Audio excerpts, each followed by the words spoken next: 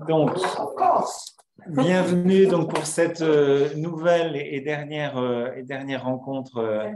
Et oui, c'est déjà la dernière rencontre de ce parcours biblique consacré donc aux femmes du Nouveau Testament. Donc, on a eu pendant tout le temps de ce parcours l'occasion de découvrir un peu ces figures féminines qui accompagnent la lecture des évangiles, ces femmes que Jésus rencontre et qui ont un rôle non négligeable dans son ministère, qui lui ouvre parfois des horizons et qui vont avoir un rôle essentiel dans la vie de la toute première communauté chrétienne, et notamment avec la figure de Marie-Madeleine, puisque de toute évidence, elle est l'apôtre des apôtres, et c'est un peu à son initiative que beaucoup de choses sont découvertes. C'est à son initiative notamment que Pierre et Jean viennent au tombeau. Donc on avait pu voir un peu ces différentes figures féminines qui traversent les évangiles. Et puis on a pu voir la fois passée, on s'est attaché à d'autres figures féminines qu'on trouve là dans les épîtres de Paul, avec en particulier Junias, mais aussi Phébé, et puis Prisca et Aquilas, dont on va à nouveau parler aujourd'hui. Mais donc là, on était sur les lettres de Paul, la littérature paulinienne. Et donc là, aujourd'hui, on va s'attacher dans cette dernière rencontre à regarder un petit peu du côté des Actes des Apôtres.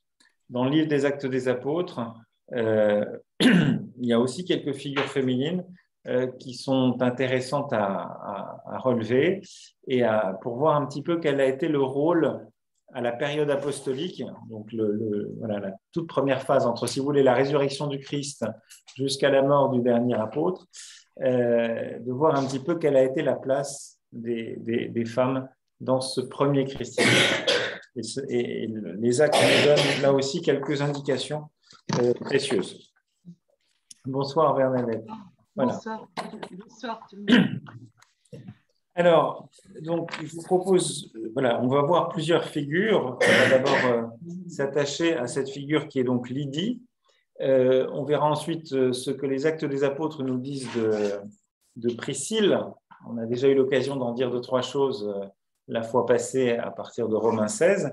Et puis, on verra un peu quelques autres figures féminines plus discrètes, sur lesquelles les Actes des Apôtres ne s'attardent peut-être pas de la même manière, mais qui sont présentes et avec à chaque fois des petites indications qui peuvent éclairer la place des femmes dans ces premières communautés chrétiennes. Alors, je vous propose, sans plus tarder, donc voilà, on sait ce qui va nous occuper aujourd'hui. Et puis, à la fin de notre rencontre, on essaiera de faire une petite relecture de ce qu'on a vécu, de nos découvertes, qu'on puisse un petit peu se partager nos découvertes, et puis à quoi peut-être on se sent appelé, quel pas supplémentaire on se sent invité à faire après ce parcours consacré aux femmes du Nouveau Testament. Mais donc pour l'heure, on commence avec une première figure féminine qui est la figure de Lydie. Alors, on se trouve au chapitre 16 des Actes des Apôtres.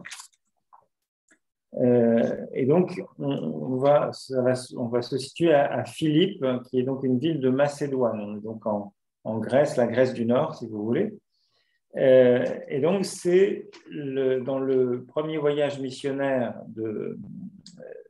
dans le deuxième voyage missionnaire de Paul, on est dans le deuxième, c'est la première fois que Paul va toucher le sol de la Grèce, du continent européen, si vous voulez. Jusqu'à présent, il était resté dans l'actuelle Turquie, en Cappadoce, Phrygie, Bithynie, il y a toute une série de villes qu'il traverse, mais il n'était pas encore allé du côté de la Macédoine et donc sur le continent européen, si vous voulez.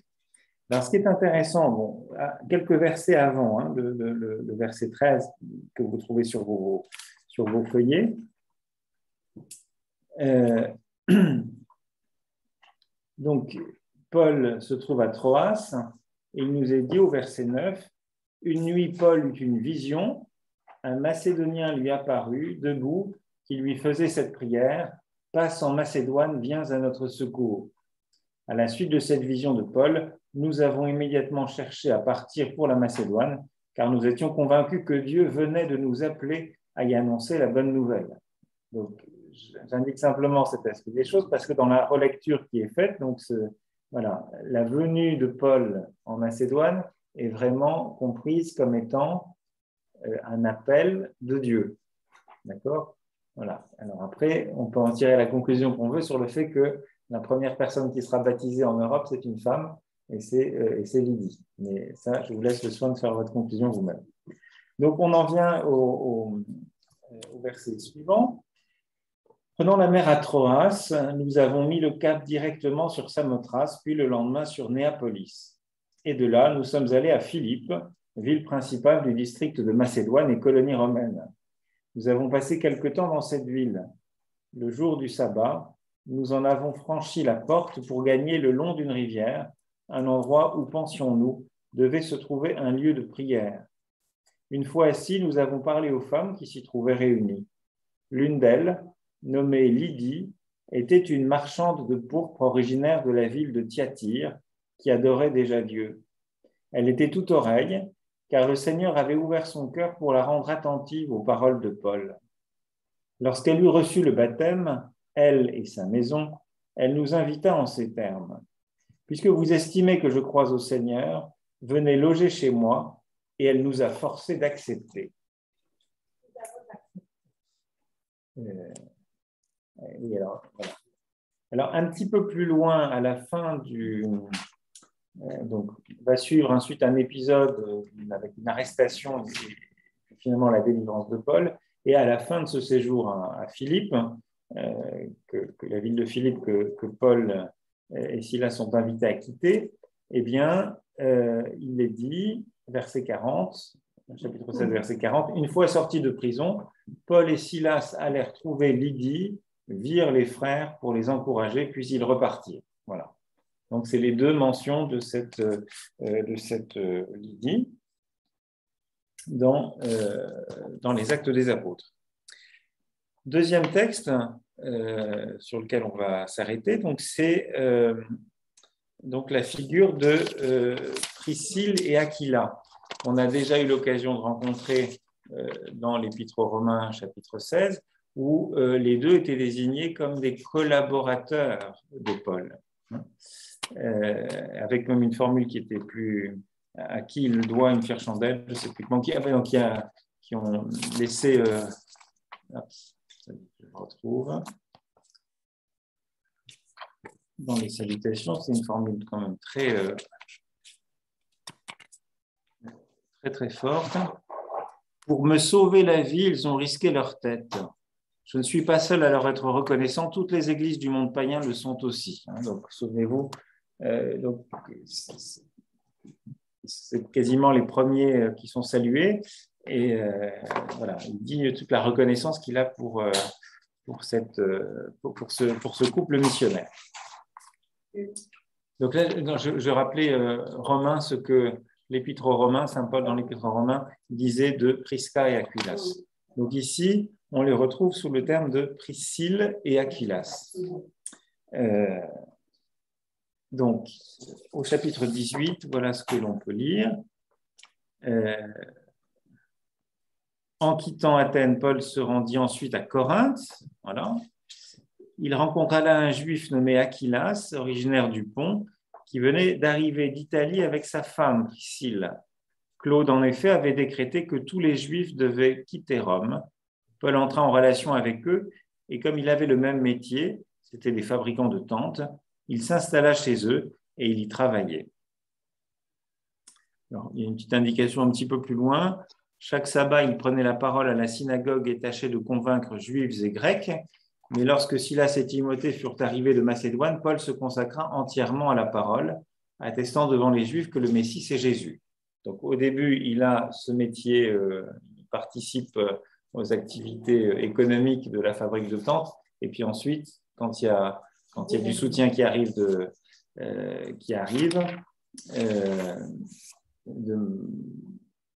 Macédoine, à ce moment-là, donc il n'y a pas de souci pour pour Paul, il peut abandonner ce travail pour se consacrer exclusivement à la prédication. Et donc, on les voit réapparaître un peu plus loin dans ce même chapitre 18, avec une figure qui s'appelle Apollos.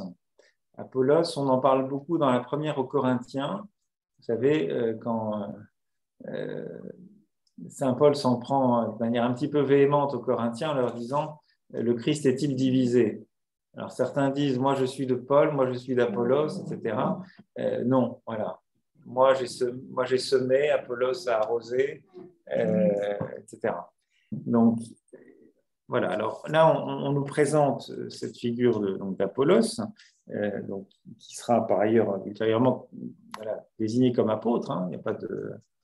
Un juif nommé Apollos, originaire d'Alexandrie, était arrivé à Éphèse. C'était un homme savant, versé dans les Écritures. Il avait été informé de la voix du Seigneur et l'esprit plein de ferveur, il prêchait et enseignait exactement ce qui concernait Jésus, tout en ne connaissant que le baptême de Jean. Il se mit donc à parler en toute assurance dans la synagogue, mais lorsqu'ils l'eurent entendu, Priscille et Aquilas le prirent avec eux et lui présentèrent plus exactement encore la voix de Dieu. Comme il a... Bon, après, je ne sais pas. Voilà. On peut s'arrêter là. Donc, on les voit, tous les deux, qui vont jouer un rôle quand même non négligeable dans la formation,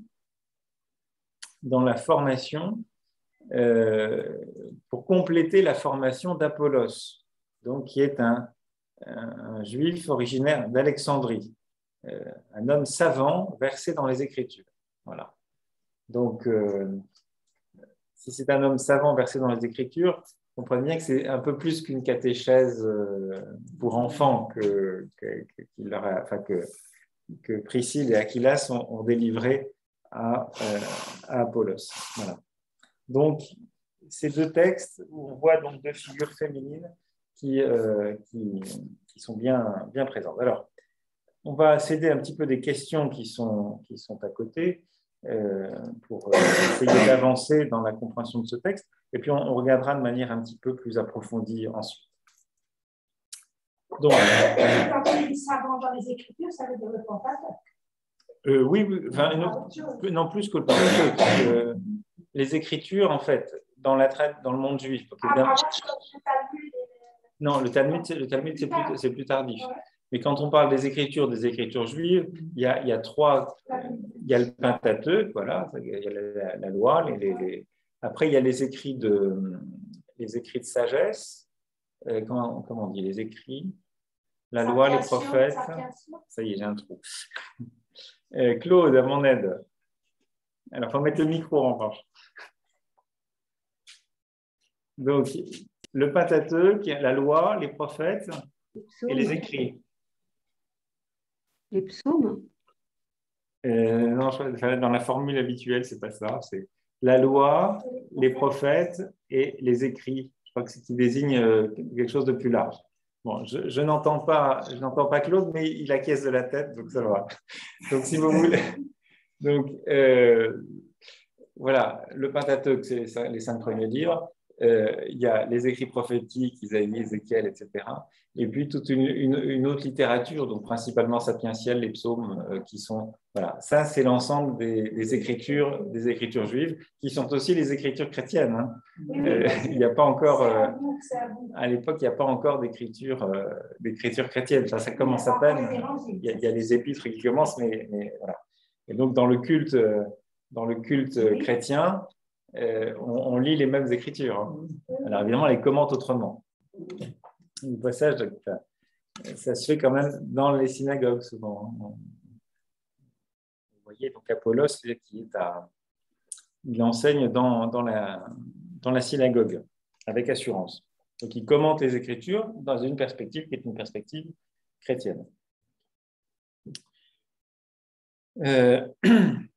Donc, alors, quand et où se passent ces deux scènes? Donc, la première, dont je vous disais, c'est à Philippe, donc avec cette figure, avec Lydie, et donc c'est la première fois que Paul arrive finalement sur le sol européen. en Grèce, et la première personne qui va être donc baptisée, c'est cette Lydie. Dans le deuxième cas, on se trouve à Corinthe. On se trouve à Corinthe, et après c'est à Éphèse. Oui.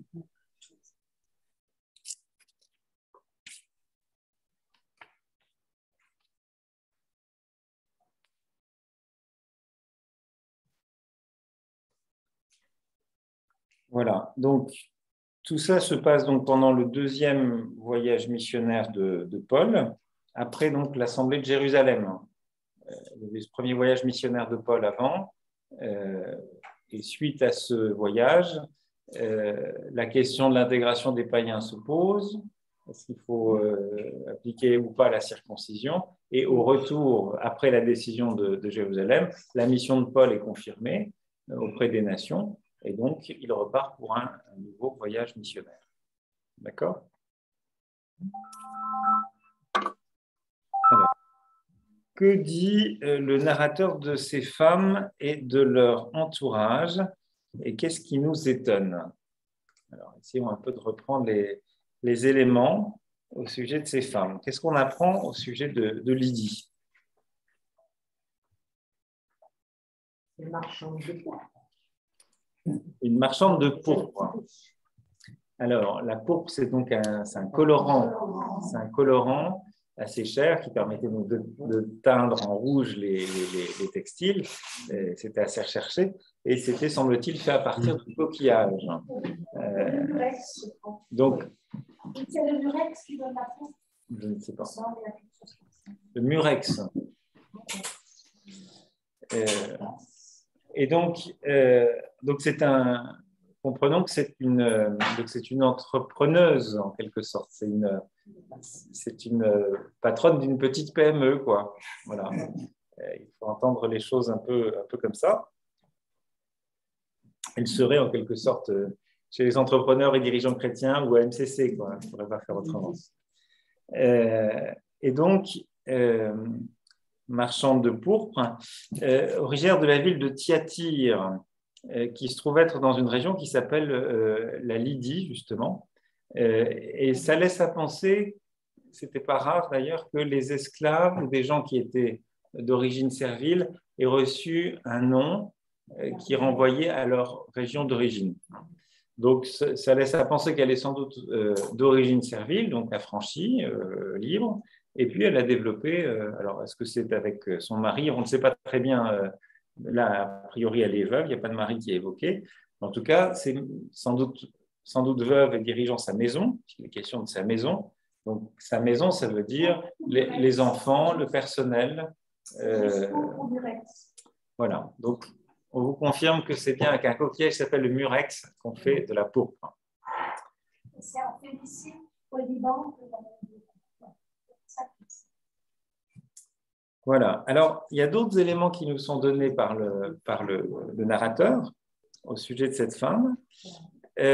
C'était quelqu'un qui adorait déjà Dieu. Donc, qui adorait déjà Dieu, ça veut dire qu'elle n'est pas juive, mais elle fait partie des adorateurs. Donc, elle a déjà un tropisme, disons, vers le monothéisme juif. Quand on est juif, on n'adore pas Dieu. Quand on la met à part, sinon, on aurait dit sinon le narrateur aurait dit qu'elle était juive. Donc là, elle est bien de milieu païen, on est dans un contexte qui est plutôt païen, mais elle fait partie un peu des prosélytes, ce qu'on appelle aussi les prosélytes. Donc il y avait une grande proximité, d'intérêt pour la foi d'Israël et pour le Dieu d'Israël. Et donc, c'est à ce titre qu'elle participe à une rencontre de prière qui se passe. Nous avons franchi la porte pour gagner le long d'une rivière, un endroit où, pensions-nous, devait se trouver un lieu de prière. Alors, il semblerait en effet que en Macédoine à l'époque, il n'était pas trop possible d'ouvrir des lieux de culte, des synagogues. Voilà. Semble-t-il, d'après ce que j'ai pu lire. Et donc, les lieux de culte, donc les communautés juives ou proches du judaïsme, de personnes qui adoraient déjà Dieu, donc qui avaient un peu des prosélytes, si vous voulez, eh bien, avaient plutôt allé se retrouver près de rivières. Alors, comme il y a aussi, peut-être pour des ablutions, je ne sais pas trop, enfin, en tout cas, c'est semble-t-il, cette communauté-là se retrouve avec des femmes qui se trouvent réunies là pour prier. Il n'y a que des femmes là-dedans. Eh ben, en tout cas, il n'y a que des femmes dont il est question. Mais ça ne veut pas dire qu'elle avait déjà entendu les paroles de Paul. Ah non, non, non, elle ne connaissait pas Paul. Paul vient d'arriver en Macédoine, mais elle est, des Juifs, il y en avait déjà partout dans le bassin méditerranéen, et notamment il y en avait déjà un peu en Macédoine aussi. Donc, il y a eu par le biais de marchands, enfin peu importe, mais donc elle a entendu parler de la foi d'Israël, elle sait ce que c'est que la foi d'Israël, et donc elle a déjà ce tropisme vers le monothéisme juif. Voilà. Donc ça c'est pour Lydie. Donc ce qui est aussi peut-être frappant, c'est que il nous est dit, c'est un petit peu en écho à ce qui précédait, hein. Je vous avais lu les quelques versets où Paul avait ce songe, cette vision qui l'invite à aller en Macédoine. Et là dans l'interprétation spirituelle ou théologique que fait Luc quand il rédige les Actes, il va dire « Car le Seigneur elle était toute oreille, car le Seigneur avait ouvert son cœur pour la rendre attentive aux paroles de Paul. » Donc, tout ça, ça indique que ça participe du projet de Dieu que Paul vienne en Macédoine et que la première personne qu'il rencontre et qu'il baptise soit une femme, soit Lydie. Voilà. Autre indication peut-être intéressante, voilà, c'est donc elle reçoit le baptême, elle et sa maison. Donc c'est et son entourage, la domesticité, les esclaves, tout ce qui gravite autour de sa maison et son activité professionnelle. Et puis c'est manifestement quelqu'un qui a un petit peu de tempérament, puisque voilà, elle invite elle invite Paul, puisque vous estimez que je crois au Seigneur, venez loger chez moi. Et elle nous a forcé d'accepter. Voilà, donc c'est une maîtresse femme. C'est ça qu'il faut, je crois, retenir à travers cette figure de Lydie.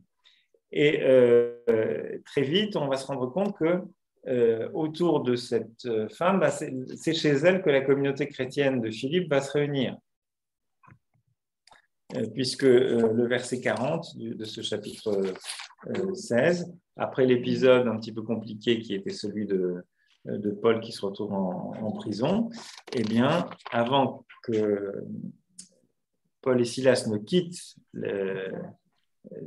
la ville de Philippe, ils allèrent trouver Lydie, virent les frères pour les encourager et de repartir. Donc, virent les frères, ça désigne là la communauté chrétienne qui est déjà là, quoi. Voilà, donc ça nous dit que on va chez Lydie, comme on dit, on va à l'église, là où la communauté se réunit. Donc c'est une église domestique et Lydie occupe le rôle de maîtresse de maison, c'est elle qui accueille et c'est elle qui dirige un petit peu cette maison. Voilà. Ça a été le cas des autres femmes de la séance d'avant. Alors, effectivement, les autres figures féminines qu'on a évoquées dans l'Épître aux Romains, c'était un petit peu aussi la même chose. Donc, c'était jusqu'à ce qu'ils deviennent trop nombreux et qu'ils quittent la maison. Voilà. Donc, de ce point de vue-là, il y a une certaine correspondance. Alors, on le voyait avec Prisca et Aquila, mais on va le revoir là, on va le voir aussi, on le voyait dans l'Épître aux Romains, mais on va le voir aussi ici, puisqu'il y avait cette désignation par Paul de patronesse, enfin cette idée de, voilà, c'est pas n'importe qui, c'est des femmes, des maîtresses femmes qui dirigent les affaires, qui gèrent les affaires. Là, on a une marchande de pourpre, et puis avec Prisca et Aquilas, on a des petits entrepreneurs une entreprise familiale de fabrication de tentes. Bon. Alors, venons-en justement à Prisca et Aquilas, ou Priscille, puisque la formule Prisca, donc c'est sous la plume de Paul, dans l'Épître aux Romains notamment, mais dans les actes, c'est Priscille, elle est désignée comme étant Priscille. Alors, essayons un petit peu de voir les éléments, ce que le narrateur nous dit au sujet de Priscille et Aquilas. Donc, on apprend que Aquilas est juif, donc, on a de bonnes raisons de penser que son épouse aussi. Originaire du Pont, donc le Pont, pour situer, c'est un peu la mer Noire, quoi, hein. Originaire de cette région-là, qui venait d'arriver d'Italie avec sa femme. Donc, c'est plutôt des gens qui ont déjà pas mal voyagé, puisqu'ils étaient à Rome jusqu'alors, d'où ils ont été expulsés, comme tous les Juifs, par un édit de l'empereur Claude. Donc, ils ont quitté Rome, originaire du Pont. Ils se sont trouvés à Rome. Expulsés de Rome, ils se retrouvent là, donc à Corinthe. Et puis, on va les retrouver ensuite à Éphèse, avant qu'ils ne rejoignent à nouveau Rome, puisque dans les salutations que Paul fait à l'église qui est à Rome, il salue Prisca et Aquilas, donc ils sont donc retournés à Rome. Donc, c'est plutôt des gens qui sont des voyageurs et qui se promènent pas mal dans tout le bassin méditerranéen, sans doute aussi pour leurs activités économiques, hein, puisqu'il semblerait que les tentes étaient notamment beaucoup utilisées à l'occasion de fêtes et de pèlerinages, et donc il y avait besoin de tentes pour abriter tous ces gens-là, quoi. Et si vous voulez, c'est un peu c'est comme les algécos, quoi. De temps en temps, il faut les installer ici ou là. Et donc c'est un peu le principe. Bon. Voilà. Et puis autre chose, donc Paul entra en relation avec eux, et comme il avait le même métier, c'était des fabricants de tentes, il s'installa chez eux et il y travaillait. Donc à Corinthe, Paul va vivre chez eux, et il contribue aussi de ses mains à faire vivre cette petite entreprise.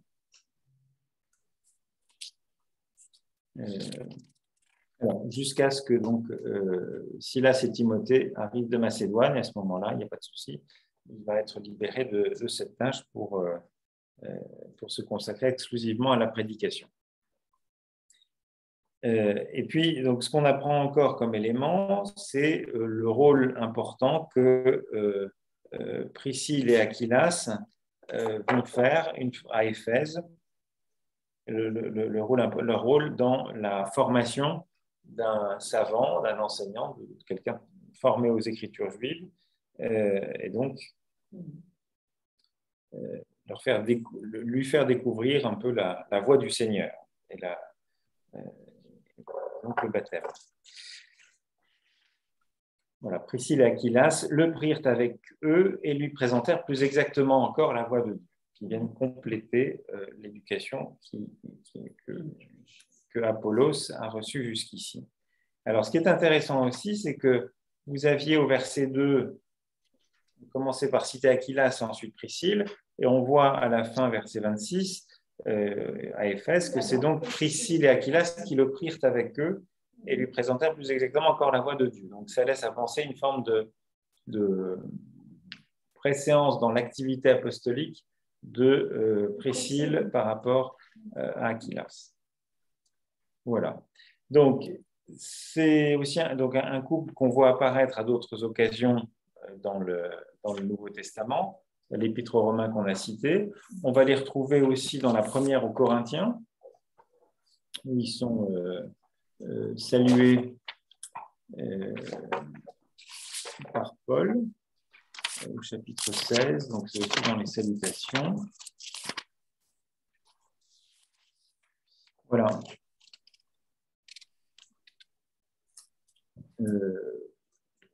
Plus exactement, c'est Paul qui transmet les salutations de Prisca et Aquilas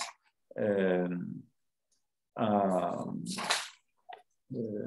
l'église de Corinthe, hein, donc verset 19. Les églises d'Asie vous saluent. Donc, je pense que la première Corinthiens a été écrite à Éphèse. Et donc, c'est à Éphèse que se trouvent Aquilas et Prisca à ce moment-là. Voilà. Aquilas et Prisca vous envoient bien des salutations dans le Seigneur, ainsi que l'Église qui se réunit chez eux. Donc, on est à nouveau dans le cadre de cette petite Église domestique, et donc c'est sous la férule, c'est peut-être un peu violent, mais en tout cas sous l'autorité, avec l'hospitalité d'Aquilas et Prisca, donc qui accueillent petits entrepreneurs, voilà, une maison, un peu des moyens sans doute, et donc qui accueillent la communauté chrétienne qui se rassemble dans leur maison. Donc ça, c'est une autre référence que l'on a. Et puis dans la deuxième épître à Timothée, ils sont également évoqués.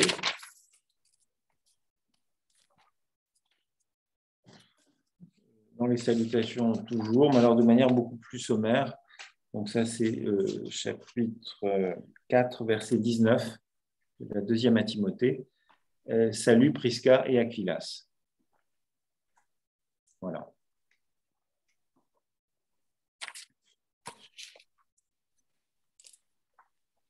Voilà un peu pour ces deux personnages féminins. Alors, on peut reprendre sur la page 3 de votre dossier un petit peu les éléments qu'on a pu glaner. Et puis, voilà, ça permet de rentrer dans la tête. Donc, Priscilla et Aquilas, on en a situé aussi, hein, on est dans la période la plus riche du ministère de Paul, hein. Donc deuxième voyage missionnaire, donc on est entre les années 50-60. Hein. Donc voilà ce qu'on retrouve. Priscilla et son mari Aquilas sont des compagnons de l'apôtre Paul. Dans les épîtres, Paul évoque Prisca, mais il s'agit de la même personne.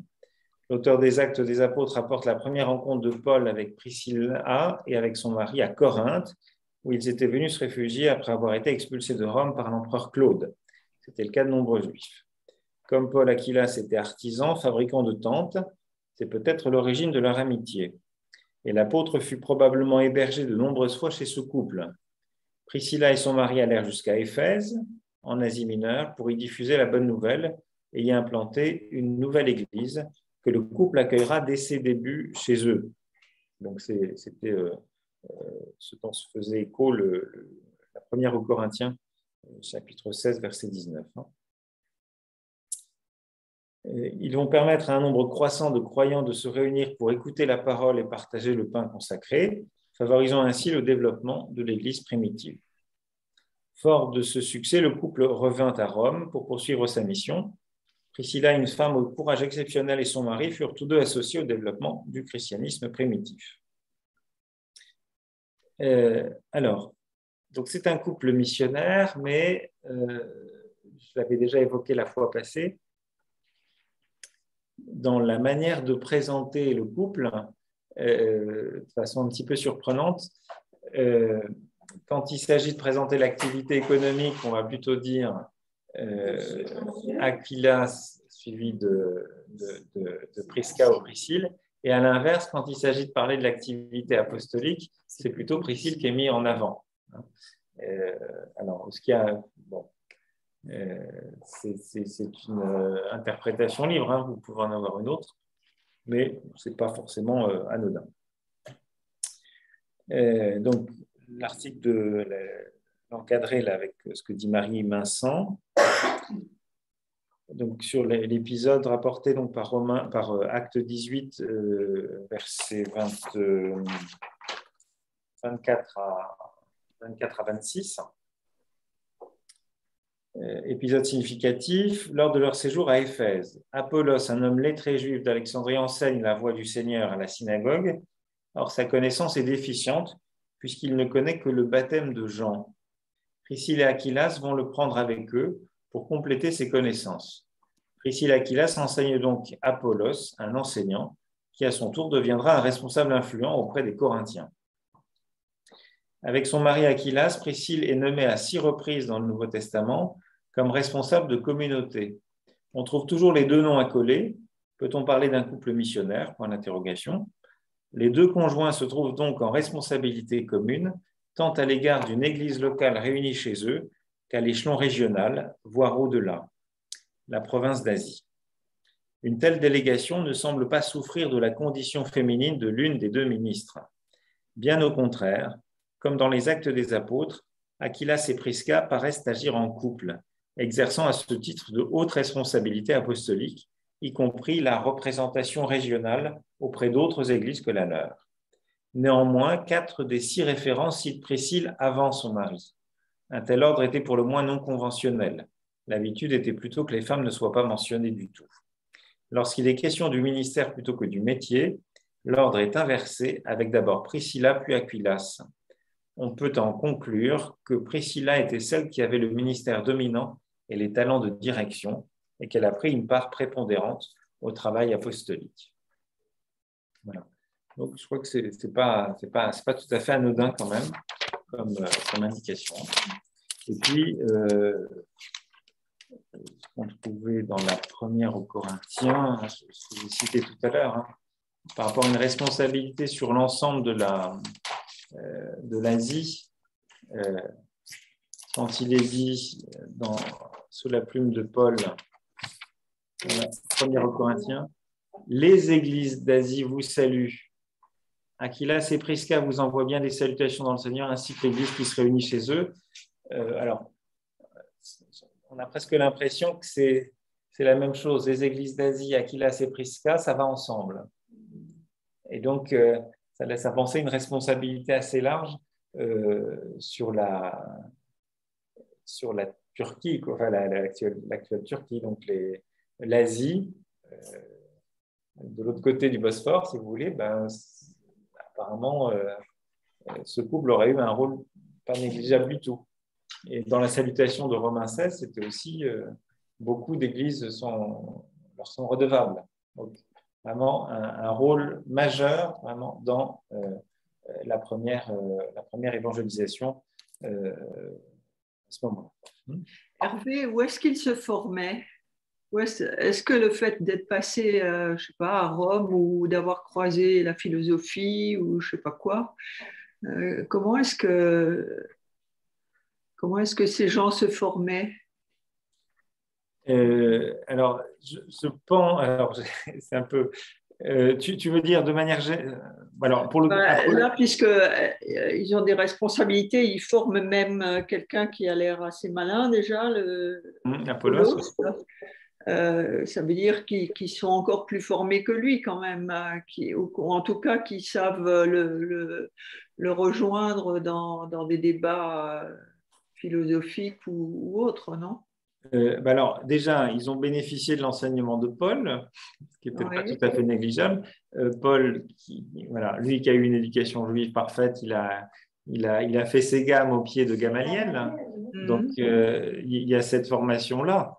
Après, je pense que, alors, c'est Marie-Françoise Basselès qui le souligne un petit peu dans l'Église à la maison, quand elle parle pas spécifiquement du monde chrétien, mais du monde juif et même aussi parfois du monde païen, où on voit un certain nombre de cultes comme ça qui sont diffusés par l'intermédiaire de ces marchands.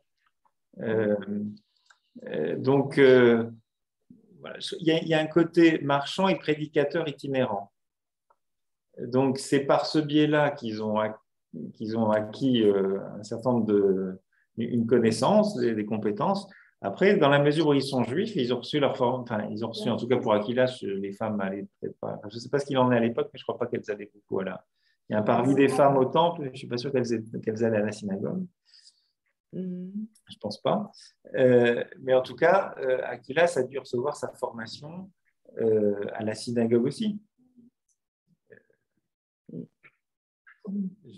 Voilà ce que je peux mais c'est peut-être un peu léger, mais dans le cadre de la maisonnée, sans doute aussi, il y avait par la venue de ces prédicateurs un peu itinérants qui étaient bergers, il y avait une formation qui passait par là. Parce qu'on n'était pas encore dans le judaïsme rabbinique où l'enseignement, où l'étude était prédominante. Non, c'est pas une yeshivot sûrement, mais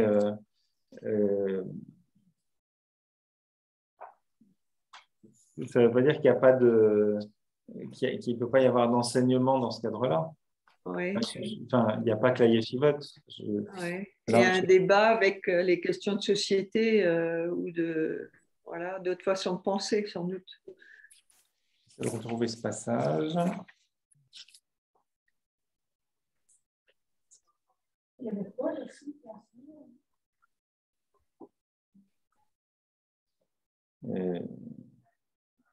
Parce que dans son bouquin, elle évoque un peu tous ces modèles, hein, ces modèles qui existent, qui précèdent,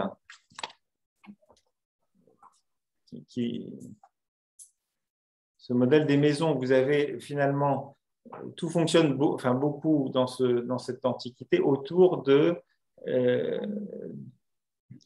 alors dans le monde agricole, c'est les latifundiers, c'est un peu... Il y a des propriétaires agricoles avec tous les esclaves, toute la famille au sens élargi. Et donc, c'est une entité un peu dans laquelle la sociabilisation, elle se fait dans ce cadre-là. Alors, c'est le cas dans le monde rural, mais aussi en ville, on fonctionne autour d'une maison, on est attaché à une maison, sa domesticité. Et donc, il y a une espèce de formation un peu globale, quoi. C'est un peu une matrice aussi. Est-ce qu'on peut imaginer qu'ils ont rencontré Lydie aussi comme voyageurs? Est-ce qu'ils sont allés de communauté en communauté puisqu'ils ont pris des responsabilités après plus larges sur une région? Pour ce qui est de Prisca et Aquila, oui, puisqu'ils ont d'abord été, donc, je disais, Rome, Corinthe, Éphèse, puis retour à Rome. Pour Lydie, en revanche, on n'a pas d'éléments. Bon, on sait d'où elle vient, mais elle est à Philippe. Elle est à Philippe. Elle est là au début et puis on la revoit à la fin et on la voit plus après. Donc, le verset 40 du chapitre 16. Donc, il y a une communauté qui est là. On sait Paul s'adressera, écrira une lettre aux Philippiens, alors qui est une lettre plus tardive. Bon, dans la lettre aux Philippiens, en revanche, il n'y a pas d'évocation de Lydie. Donc, on ne sait pas ce qu'il est advenu de cette Lydie. Est-ce qu'elle est décédée? En tout cas, elle n'est pas citée. Bon, voilà. Donc, alors, est-ce qu'on n'a pas d'indication sur le fait que Prisca et Aquila seraient passés par Philippe? Alors, est-ce qu'il y a eu des liens? Ça, difficile à dire. Difficile à dire. En tout cas, autant Prisca et Aquila ont eu un ministère clairement itinérant, ce n'est pas forcément le cas de Lydie. Mais l'une et les autres partagent en commun un peu cette idée, cette idée de maisonnée, de chef de maisonnée. Ouais.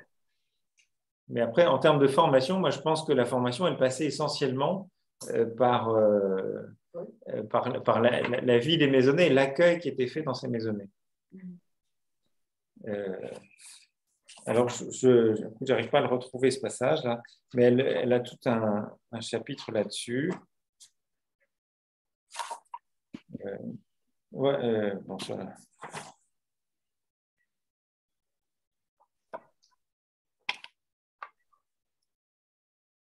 Voilà, la maisonnée, cellule de base de la vie communautaire, communauté religieuse, maisonnée chrétienne, un laboratoire d'idées. Donc, ça, elle va parler à la fois des maisonnées chrétiennes, mais pas seulement. C'est le mode de sociabilisation dans cette antiquité. Ou alors, si page 55, là, la maisonnée fabrique de féministes, les libertés de la maîtresse de maison. C'est le statut des femmes dans ces communautés-là. Et alors, Marie-Françoise Basselès va évoquer un peu comment ça fonctionne, mais pas spécifiquement dans le monde chrétien. mais dans les maisonnées telles qu'elles existaient. Paul a habité souvent chez eux. Ils ont eu l'enseignement par Paul. Oui, Ah ben, Paul, clairement, les a enseignés, oui. Ce qui surprend, C'était pas un catéchisme aussi important que ce qu'on a aujourd'hui. Hein. C'était beaucoup plus simple. Mais c'était peut-être, je ne sais pas si c'est plus ça, en tout cas, c'était certainement beaucoup plus biblique que le catéchisme de l'Église catholique. Bah, c'était Jésus, mon Oui. Voilà. Alors, il y a Pierre qui voulait dire quelque chose. oui, ce qui surprend un petit peu, c'est qu'on a l'impression qu'ils s'autoproclament un petit peu missionnaires. Je veux dire qu'ils sont témoins de quelque chose, ils ont besoin de parler, mais ils prennent un rôle important. Ça surprend un petit peu comme évolution des choses. Elle est logique puisqu'on part de rien. On part d'un message qui se répand de ville en ville, mais disons que il y a l'aplomb qu'ils ont quand ils annoncent tout ça aux autres, ça nous surprend un petit peu quand même. Et plus le Saint-Esprit à l'époque. L'aplomb, enfin, bon, pour Lydie, on a peu d'éléments sur son, enfin, en fait, sur son aplomb apostolique. Bon, elle force un peu la main de Paul pour qu'il vienne chez elle. Bon, donc ils vont, voilà. Après, l'activité de Paul, elle a toujours indiqué d'ailleurs pendant le temps où ils sont logés. Je retrouve les actes. Ça va être, voilà, il va à la synagogue, hein, il va prêcher à la synagogue, enfin pas à la synagogue, au lieu de prière. Un jour que nous nous rendions au lieu de la prière, une jeune servante qui avait un esprit de divination est venue à notre rencontre. Voilà, bon. Il y a ce passage-là, et puis donc ça laisse à penser que très régulièrement, Paul allait là où se rassemblait sans doute la communauté juive près de cette rivière, là où il avait rencontré Lydie, il allait prêcher, il allait enseigner. Oui, et puis les Juifs avaient et ont encore l'habitude de discuter. Oui, sûrement. Mais donc, en tout cas, beaucoup plus que nous. Ça a l'air d'avoir un certain succès, mais là, on ne voit pas d'activité propre de Lydie. Lydie, elle accueille, mais on ne sait pas très bien ce qu'elle a dit. Là, on ne voit pas trop son aplomb apostolique ou son audace. Elle accueille du monde. Enfin, voilà, c'est une femme sans doute un peu qui s'est dirigée, qui voilà, elle force la main. Paul, vous venez ici, vous m'avez baptisé, maintenant, hop, voilà, très bien. Surtout quand toute la maisonnée suit. Oui, toute la maisonnée suit. Oui. Bon, c'était. Ben oui, mais c'est. Oui, cuius regio et ius religio, c'est effectivement l'application du principe. Mais c'est quand même la maison d'une femme. C'est elle qui a le rôle de chef de la maison, quoi. Donc après, ben, on s'aligne, d'accord. Et donc c'est quelqu'un qui a quand même une certaine autorité, ça c'est clair. Maintenant, on ne voit pas là d'attitude, on ne la voit pas prêcher, Lydie. Ce qui est un peu différent en tout cas, dans l'enseignement avec Apollos, effectivement, lorsqu'ils l'eurent entendu, donc c'est Apollos qui enseigne, mais elles vont le voir et puis le prirent avec eux et lui présentèrent plus exactement encore la voie de Dieu. Donc c'est un enseignement qui est un enseignement plus personnel. Enfin, on va dire, c'est pas dans le cadre de la synagogue là, que la catéchèse se fait par Prisca et Aquilas. Prisca, a priori, n'a pas pris la parole dans ce cadre-là. On est dans une synagogue. Mais en revanche, voilà, manifestement, Priscille y assistait au culte synagogal. Ça, c'est intéressant. Voilà. Donc, en tout cas, là, ils sont. Enfin, je crois que c'est aussi un peu cette évangélisation au départ. Dans la période apostolique, ça fonctionne par capillarité. C'est-à-dire, c'est chaque personne, une fois qu'il s'est converti, il se sent cette responsabilité de partager cette bonne nouvelle. Voilà. Il n'y a pas les spécialistes de la mission. Tous sont disciples missionnaires, pour paraphraser Pape François. Qu'ils aient rencontré quelqu'un au départ. À condition qu'ils ont rencontré quelqu'un, bien sûr. Mais la foi, elle se propage comme ça, de personne à personne, et pas par un enseignement forcément ex cathedra. Mais il y a beaucoup de choses comme ça. En tout cas, on ne voit pas Prisca qui se met à prêcher, en tout cas à la synagogue, mais elle invite chez elle Apollos. Et puis là, alors probablement que là, il y a une dimension d'enseignement. On est dans la sphère plus domestique. La voix du Seigneur, c'est un peu la voix de Dieu. Oui, la voix du Seigneur, la voix, le chemin. Et elle se permet d'enseigner même dans sa maison parce qu'elle a rencontré Paul. Oui, certainement. Mais elle a reçu une formation de la part de Paul. Oui. Non, ça me paraît.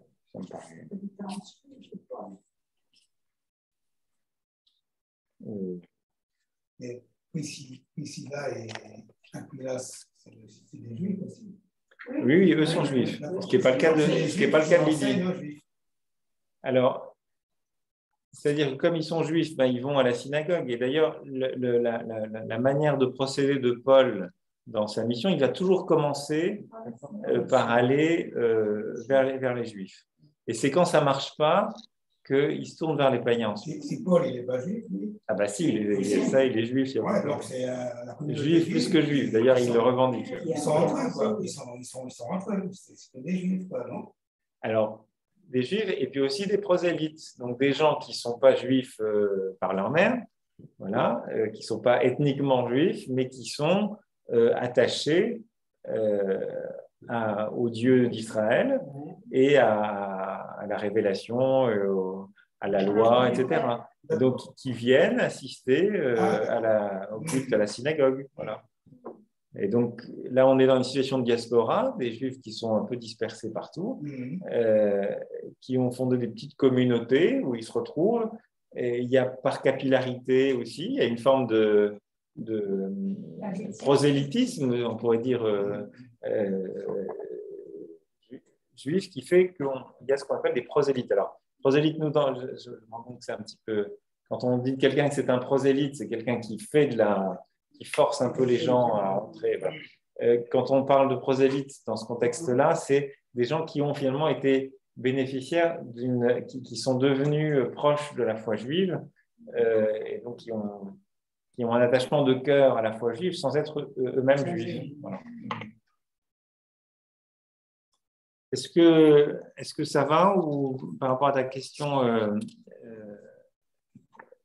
Marie-Odile? Mais je pourrais te donner les références là dans page 59. Là, le rôle des femmes était important pour la mémorisation et la récitation des textes sacrés auxquels les Grecs étaient formés dans leur jeunesse et vers leur participation à des chœurs féminins. Donc, on voit bien que dans l'Antiquité, il y a quand même une dimension, la place des femmes aussi dans cette mémoire religieuse, donc, c'est pas... Voilà. C'était pas un endroit dépourvu de culture et d'enseignement.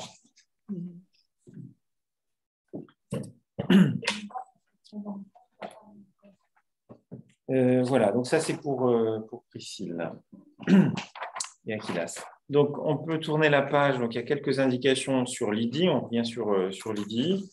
On peut là aussi relire ce qui est dit, c'est une manière aussi de mémoriser pour nous. Originaire de Thyatire en Asie mineure, Lydie est établie à Philippe, colonie romaine de Macédoine, où elle tient un commerce de pourpre. Ce colorant rouge, fabriqué à partir de coquillages, est une matière coûteuse. Cette commerçante semble financièrement et juridiquement autonome. Avec quelques compagnes, elles ont l'habitude de se retrouver le jour du sabbat pour faire leurs prières au bord d'une rivière. En territoire grec, il n'y a pas de synagogue. C'est là que Paul la rencontre. Dans les années 50, l'apôtre accompagné de Luc, Silas et Timothée étant en ville pour quelques jours avant de continuer vers Corinthe. Lydie se prend d'amitié pour l'apôtre. Elle est touchée par les paroles de Paul. Elle se convertit parce que le Seigneur lui a ouvert le cœur. Elle se fait baptiser, elle et toute sa maison, c'est-à-dire sa famille et les esclaves. Selon les Actes, c'est donc une femme qui est la première baptisée en territoire grec. Lydie insiste pour que Paul et ses amis viennent demeurer chez elle. Si elle commence par offrir l'hospitalité à Paul et Silas, par la suite, son domicile semble être devenu le lieu de rassemblement de l'Église, puisque Paul et Silas se rendent chez elle pour saluer les frères avant leur départ. Voilà, alors vous voyez ces deux figures, vraiment Lydie et Priscille, c'est maîtresse femme qui dirigent une maisonnée et qui, ce faisant, vont contribuer au développement du christianisme en accueillant au sein de leur maison les prédicateurs itinérants, donc que ce soit Apollos, Paul, et en accueillant non seulement les prédicateurs, mais aussi la communauté qui se constitue. Alors, il y a d'autres figures féminines qui apparaissent dans le livre des Actes des Apôtres. On va aller plus modestement, on a moins d'éléments à leur sujet, mais on va quand même les passer en revue. C'est intéressant. D'abord, donc, une femme que rencontre Pierre dans un récit assez riche, je trouve. Chapitre 9, voilà. 36, 37. Voilà. Donc, vous avez, voilà, c'est cette figure qui s'appelle donc Tabitha, dans une ville qui s'appelle Jopé, l'actuelle Jaffa. Donc là, on est en Terre Sainte, en Judée. Voilà ce qu'on peut lire, les versets, donc chapitre 9, versets 36 et suivants. Il y avait à Jopé une femme qui était disciple. Elle s'appelait Tabitha, ce qui se traduit par gazelle. Elle était riche des bonnes œuvres et des aumônes qu'elle faisait. Or, en ces jours-là, elle tomba malade et mourut. Après avoir fait sa toilette, on la déposa dans la chambre haute.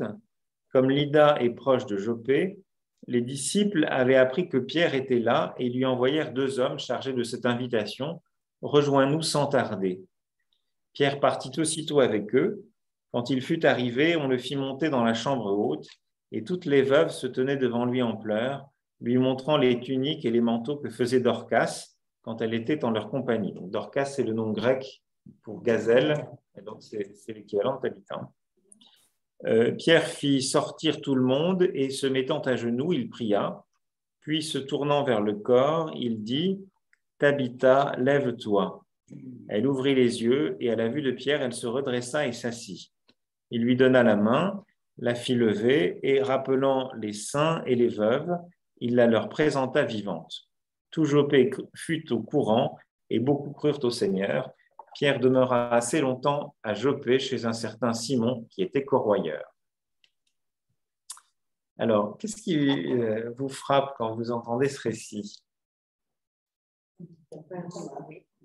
Ça ressemble Alors, beaucoup, les mêmes gestes. Alors, des remarques, voilà, que certains ont perçues. Tabitha et Talitha, Talitacum, ça sonne un peu pareil. Et de fait, le récit est un peu calqué sur le récit de la guérison de la fille de Jaïr. C'est vraiment très parallèle. Hein. On va chercher, il faut la faire manger. Il fait sortir Jésus qui fait sortir tout le monde, la Pierre fait sortir tout le monde. Vous avez un peu une forme de parallélisme. Donc c'est aussi une manière de dire. Il y a beaucoup de parallélisme de ce type dans les Actes des Apôtres. Vous avez dans les adieux de Paul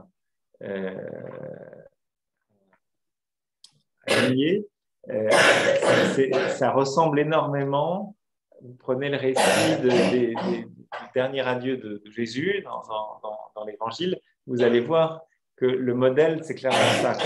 C'est Paul comme Jésus, Pierre là comme Jésus, qui accomplit un miracle comme Jésus. Donc on est vraiment dans une forme de parallélisme et on reprend un petit peu les mêmes catégories, c'est une manière de dire que c'est Jésus qui continue à œuvrer. Hein. Pensez aussi toujours que les actes ont été écrits par Luc et Luc a pensé à penser évangile et acte des apôtres comme un tout. Et pour lui, c'est l'action de Jésus qui se prolonge. Il y a l'ascension qui termine le premier livre et qui débute le deuxième livre des Actes. Mais c'est la continuation toujours de l'action de Jésus. Et donc, c'est une manière de nous dire, à travers Pierre, à travers Paul, c'est Jésus-Christ continuer. Okay, enfin, c'est un peu ambigu, mais enfin, c'est l'action de Jésus qui se prolonge. Donc, voilà. Alors, ça, c'est pour le contexte général de ce récit. Mais ce qui est intéressant, c'est les indications qui nous sont données par rapport à cette femme, Tabitha. Elle était riche des bonnes œuvres et des aumônes qu'elle faisait. Il y a aussi une chambre haute, donc ce n'est pas une petite maison non plus. Quand Pierre arrive, il y a beaucoup de monde dans cette chambre. Toutes les veuves se tenaient devant lui en pleurs, lui montrant les tuniques et les manteaux que faisait Dorcas quand elle était en leur compagnie. Donc, la tunique, est-ce qu'elle c'était un atelier de couture assez important. Enfin, voilà, en tout cas, vous voyez, ce que je trouve intéressant, c'est que cette figure-là, on est en milieu judéen, en milieu juif, mais on a quelque chose qui rappelle les maisonnées dont on va entendre parler un petit peu plus tard avec Lydie et avec Prisca et Aquilas.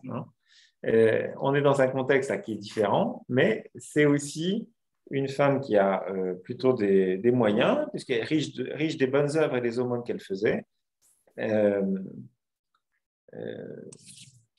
Donc, voilà. On devine qu'il y a du monde qui vient dans cette maison. Après, il y a une mention qui est intéressante avec l'évocation des veuves. Voilà. Les veuves vont avoir un rôle, un statut particulier dans le premier christianisme, avec un espèce d'ordre des veuves. On a des listes dans l'Église de Rome et de personnes qui étaient soutenues par l'Église, par la communauté chrétienne de Rome. Donc, voilà. À l'époque, quand le mari était mort et qu'elle ne savait pas qui, elle pouvait mourir de faim. Vous n'avez pas la retraite de reconversion du mari. La pension de réversion. C'est un peu normal que la veuve et l'orphelin, que l'Église primitive s'occupe. Oui, mais en tout cas, voilà, on voit un peu ce statut de veuve qui va prendre de l'importance dans le christianisme primitif, tout comme les vierges aussi. Mais on voit déjà très tôt la place que ces veuves prennent. Donc un statut un peu protecteur et en même temps, alors, qui va un peu se transformer aussi après un petit peu en suggestion. C'est une petite suggestion quand même. Mais la veuve ne s'arrête pas et tout ça, il y a quelque chose. Oui, alors il y a l'attitude, puis il y a l'attitude de Jésus vis-à-vis des veuves qui, voilà, quand il voit en Saint-Marc, c'est en Saint-Marc, vous avez ces deux, oui, c'est ça, ces deux cortèges, le cortège des disciples qui croisent le cortège funèbre, et donc cette femme veuve qui enterre son fils, et donc Jésus qui ressuscite. Donc il y a effectivement cette attention-là, et en même temps on voit que ces veuves, il y a aussi les veuves joyeuses, en tout cas qui ont des moyens, qui ont une autonomie. En tout cas, le veuvage leur a assuré un statut social, une responsabilité par rapport à la maison, aux affaires qui étaient peut-être celles de leur mari auparavant. Donc, voilà, c'est intéressant de voir qu'elles sont présentes. Et puis, donc, il y a du monde. D'ailleurs, la désignation est intéressante puisque, verset 41, il lui donna la main, la fit lever et rappelant les saints et les veuves. Alors, les veuves, c'est celle dont on a parlé avant, mais la désignation, le terme de saint, ça désigne, c'est pas la géographie, c'est comme les frères, ça désigne les chrétiens en fait, c'est-à-dire ceux qui sont déjà membres de la communauté. Et donc, si on les rappelle, enfin, est-ce qu'ils sont habitués à venir dans cette maison? Est-ce que cette maison n'est pas déjà une maison chrétienne, une maisonnée chrétienne? Voilà. Donc ça, c'est une Et figure. j'aurais pu dire les saints et les saintes veuves. Mais voilà, c'était implicite sûrement. Les veuves sont forcément saintes. Ensuite, on passe donc au chapitre 12 où vous avez une autre figure qui apparaît. Alors, c'est la seule occurrence, on ne sait trop rien d'autre. Mais donc, Pierre s'enfuit, donc pareil, il est délivré alors qu'il était dans les geôles, réveillé par l'ange, etc. Avec ses chaînes qui se détachent, il s'enfuit et il va gagner la maison de Marie, la mère de Jean, surnommée Marc. Il y avait là une assez nombreuse assistance en prière. Donc là aussi, on se trouve pourtant, donc on est dans un contexte, donc on est à Antioche. Je prends un petit peu de bêtises. Et ce sera l'évangéliste Marc. On associera à l'évangéliste Marc. Oui, c'est ça. Oui, pour moi, on est à Antioche, mais oui. Donc voilà, dans cette maison de Marie, la mère de Jean surnommé Marc, où il y avait là une assez nombreuse assistance en prière. Donc ça laisse à penser que cette maison, c'était un lieu où, de manière habituelle, la communauté chrétienne se retrouvait. Voilà.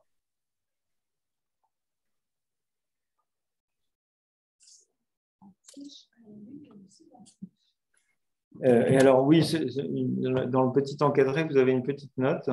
On observe que les 12 premiers chapitres des Actes s'achèvent dans la maison d'une femme. Bon, je ne sais pas.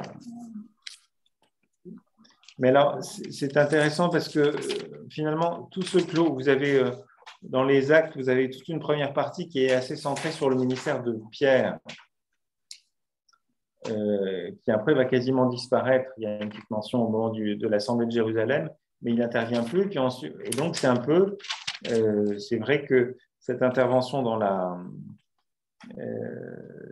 cette intervention cette maison de Marie où se trouve Pierre, ça vient un peu clore aussi le ministère de Pierre. Et après, on va parler surtout de Paul. C'est le ministère de Paul qui commence. Et Pierre, vous n'avez plus grand-chose, même plus rien à son sujet. Il disparaît complètement, mais son ministère, d'une certaine manière, se termine avant l'Assemblée de Jérusalem dans la maison de cette Marie. Vous avez donc une autre figure féminine qui est présente au début du chapitre 17. Non, pas le début. Donc, vous avez le fameux épisode où Paul discute avec les philosophes d'Athènes, qui sont membres de l'Aréopage d'Athènes. Vous avez cette magnifique prédication de Paul, qui, voilà, il bâtit sa prédication en insistant sur...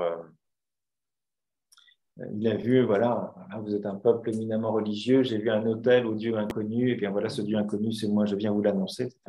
Donc, il fait ça très bien, il cite un poète grec, voilà, tout se présente très bien, et puis il en vient à parler de la résurrection, et puis là, au mot de résurrection des morts, les uns se moquaient, d'autres déclarèrent, nous t'entendrons là-dessus une autre fois. C'est ainsi que Paul les quitta. Voilà, ça se termine comme ça. Donc, il faut voir, voilà, il faut imaginer Paul qui est entré en dialogue avec les éminences intellectuelles d'Athènes. Bon, ça ne marche pas trop, mais il y a des personnes qui sont là et qui vont, engager une conversation, une relation avec Paul. Et c'est ce qui nous est dit au verset 34. Certains pourtant s'étaient attachés à lui et étaient devenus croyants. Parmi eux, il y avait Denis l'Aréopagite, une femme nommée Damaris et d'autres encore. Donc, il y a cette fameuse Damaris dont on ne sait pas forcément grand-chose. Mais voilà, sa seule présence dans un lieu comme l'Aréopage laisse à penser que c'est plutôt, on dirait, une dame de la haute. Voilà, pour faire bref, hein. Donc c'est là aussi une personne avec sans doute une maîtresse femme, enfin, qui a un réseau, qui a une certaine aura. Voilà. Et puis, il y a encore des femmes qui sont évoquées au chapitre 21 avec des prophétesses. Donc ça, c'est quand Paul va, avant son arrestation au temple et son envoi vers Rome, hein, pour son dernier voyage. Donc, il est à Césarée, il est accueilli dans la maison de Philippe l'évangéliste. Hein, donc c'est chapitre 21, versets 8 et suivants. Reparti le lendemain, nous avons gagné Césarée, où nous nous sommes rendus à la maison de Philippe l'évangéliste, un des 7. Donc c'est les diacres dont il a été question au début de l'évangile. Et nous avons séjourné chez lui. Il avait 4 filles vierges qui prophétisaient. Alors que nous passions là plusieurs jours, il est arrivé un prophète de Judée nommé Agabus. Alors, ça c'est aussi assez intéressant parce que, on a un des 7, donc on a un diacre. Chez lui se trouvent donc 4 filles vierges qui prophétisaient. Donc des femmes prophétisent, au même titre que le prophète Agabus qui est de passage chez eux. Donc, là aussi, on a une forme de maison qui accueille des gens de passage, des prédicateurs, prophètes chrétiens, pour le coup. Et puis, il y a aussi, les filles ne sont pas interdites de prophétie. Voilà. Et d'ailleurs, souvenez-vous que dans la première aux Corinthiens, c'était une des questions. Et Paul n'a pas du tout interdit aux femmes de prophétiser. Il leur a juste demandé de le faire avec la tête couverte. Voilà. Mais il insiste pour qu'elles puissent bien prophétiser. Et donc, je crois que c'est intéressant aussi parce que on voit une ministérialité, un charisme reconnu parfaitement aux femmes dans le cadre de la communauté ecclésiale. Et donc, une prophétesse ou un prophète, c'est quelqu'un qui délivre un message de la part de Dieu. Hein. C'est ça. Quelqu'un mu par l'esprit va prodiguer un message. Et donc, ce n'est pas du tout interdit aux femmes. Hein. Donc, on peut lire ce qui est indiqué là. Cet exemple montre que l'Église apostolique a très tôt restauré la prophétie féminine, attestée par la tradition biblique, mais supprimée par le judaïsme pharisien. Qu'elle soit de l'Ancien ou du Nouveau Testament, l'activité prophétique consistait à parler au nom de Dieu afin d'avertir, exhorter, corriger, voire menacer ou consoler le peuple de Dieu exposé à toutes sortes de dangers. Il n'a pas lieu d'imaginer, au sujet des filles de Philippe, une attitude extravagante, au sens oui, elle prophétise, vas-y prophète, prophétise, enfin, dans ce mode-là un petit peu péjoratif, non, le contexte, rien ne permet d'indiquer ça. Hein. Il s'agit plutôt d'un authentique ministère exercé par des hommes aussi bien que par des femmes, sans qu'il y ait lieu d'en dire plus, autrement dit, une forme de mixité apparemment exercée dans l'Église. Voilà. Et donc, ça va tout à fait dans le sens de ce que indique Paul dans l'Épître aux Corinthiens. 1 Corinthiens 11, 5.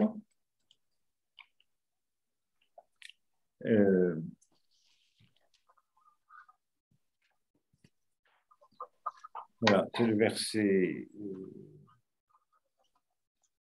Voilà, toute femme qui prie ou prophétise tête nue fait affront à son chef, car c'est exactement comme si elle était rasée. Oui, d'accord, il y a l'histoire du voile qui tient beaucoup à des raisons qui sont culturelles, mais il n'est pas du tout demandé aux femmes de se taire. Elles peuvent prophétiser et elles peuvent... Même si elles ne sont pas vierges.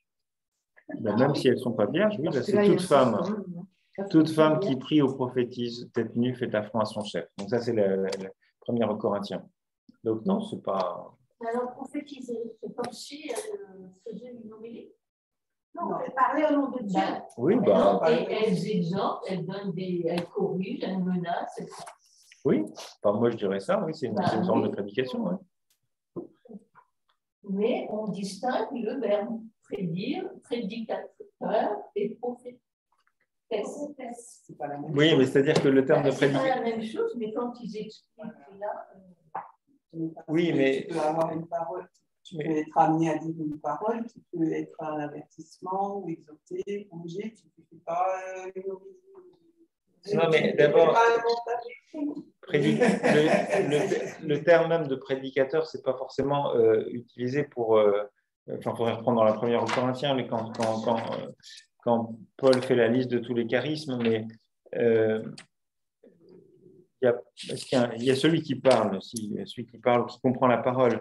Donc, de ce point de vue-là, il y a une forme de prédicateur, mais prophétiser, c'est. Alors, c'est un peu. On n'a pas forcément toujours des. termes. C'est pas seulement les termes, mais les réalités que ça désigne, on ne voit pas toujours très bien de quoi il s'agit. Alors, ça peut être ou bien quelque chose qui est dit sous une inspiration, sous l'effet de l'esprit. Voilà. Donc, on prophétise quelque chose. Je prophétise que dans 8 heures, tout le monde dort.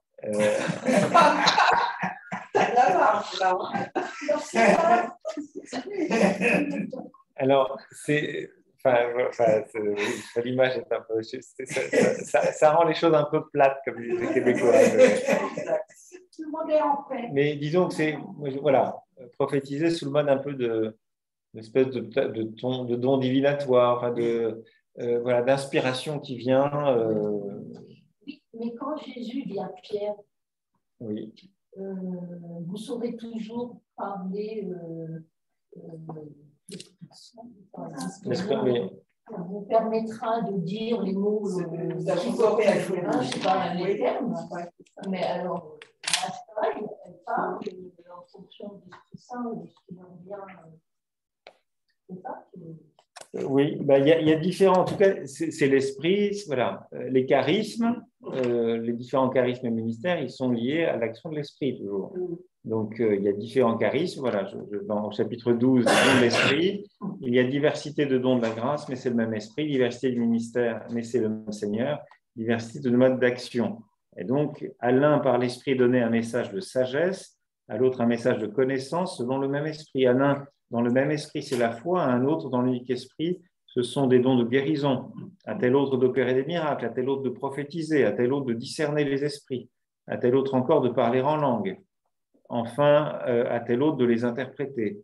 Mais tout cela, c'est l'unique et même esprit qui le met en œuvre, accordant à chacun des dons personnels divers comme il veut. Donc voilà, don de prophétiser. Vous voyez un peu ces différents charismes. En tout cas, les femmes ne sont pas exclues de charisme ministériel, entre guillemets, dans les premières communautés chrétiennes de la période apostolique. Voilà, c'est ça un peu, qui me paraît un peu évident. Et dans ces maisons, on partage le pain. Donc, c'est comme une communion. Oui. Alors, on n'a pas de. Enfin, est-ce que les. Je vous dirai quelque chose, parce qu'il y a effectivement Tertullien au IIIe siècle va interdire aux femmes de. Oui, mais c'est IIIe siècle. Mais donc, il refuse aux femmes le droit d'eucharistie, c'est-à-dire de présider au repas du Seigneur, de prêcher, de baptiser. Mais là, on est au IIIe siècle. C'est quand même passablement plus tard. Alors après, on n'a pas de témoignage où on voit une femme qui eucharistie, enfin voilà, qui préside le repas, pas à ma connaissance en tout cas, mais que Tertullien au IIIe siècle se sente éprouve le besoin de le dire, c'est que ça devait pas être évident pour tout le monde, puisque de toute évidence, il juge utile de le rappeler. Mais c'est pas qui prophétise dans une formation. Non, là, c'est un charisme. Donc, c'est au sens d'un don, c'est un don de l'esprit. Voilà. Pensez comme ça. Qui est accepté. Qui n'est pas remis en cause. Qui est reconnu. Donc, voilà un peu pour ce qui est de ces femmes présentes dans les actes des apôtres. Donc, Vous verrez sur la page 5 qu'il y a des propositions un peu d'actualisation par rapport à ces maisonnées, à ces églises-maisons. En tout cas, voilà.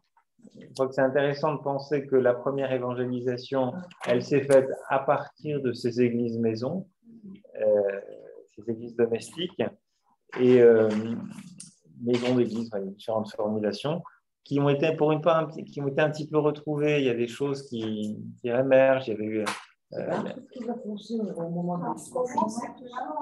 oui, alors il y avait des petites choses comme ça. Alors, mais déjà avant, il y avait la maison d'église Notre-Dame de Pentecôte, par exemple, dans le quartier de la Défense à Paris. Donc, il y a eu une construction d'un lieu, d'une maison d'église. Ce n'est pas une église, c'est une maison d'église. Et donc, c'est un lieu qui est très, il y a plein d'activités toute la semaine. Puis le dimanche, il n'y a rien, parce qu'il n'y a personne à la Défense. Mais où, au cœur de la ville, on se retrouve avec toute une série de propositions de petits groupes de formation pour permettre à des gens qui travaillent dans les tours de la Défense de se nourrir aussi spirituellement. Voilà. Donc, il y a des choses comme ça c'est des petites fraternités qui ont cherché à se monter.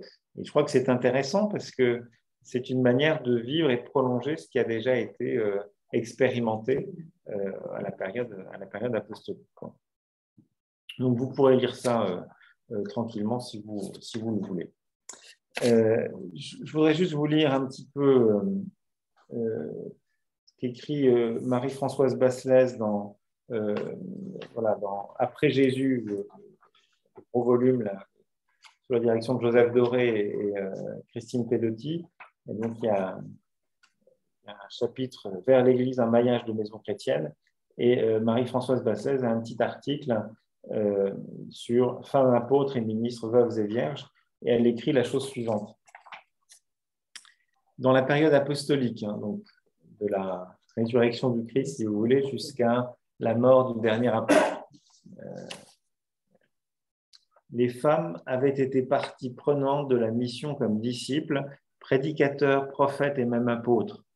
On pense au rôle de Priscille, de Lydie, de Chloé, de Phébé, de bien d'autres dans les églises pauliniennes. Le deuxième siècle fut celui de leur mise à l'écart. Leur fonction prophétique et liturgique ne subsistait plus qu'à l'état résiduel à l'époque d'Irénée. L'époque d'Irénée, c'est la fin du deuxième siècle vers 180. Dans des communautés charismatiques, féministes ou gnostiques, chez les montanistes en Asie mineure ou dans les fondations d'un certain Marc dans la vallée du Rhône. Vint enfin le temps des interdits au IIIe siècle. Tertullien refuse aux femmes le droit d'Eucharistie, c'est-à-dire de présider au repas du Seigneur, de prêcher, de baptiser. Il se situe ainsi à l'opposé de la figure de Thècle et des actes apocryphes de Paul, qui représentaient la pointe extrême du féminisme paulinien. Origène, quant à lui, justifie ces mêmes exclusions par les conventions sociales, en réduisant la libre expression des chrétiennes à la sphère du privé, c'est-à-dire aux églises de maisonnées de la première époque. La tenue des assemblées liturgiques dans un bâtiment collectif et dans un cadre semi-public explique peut-être le passage de la liberté de parole au devoir de silence dans les écrits pauliniens. Voilà. Et donc, à partir de ce moment, donc, il y a cette évolution lente.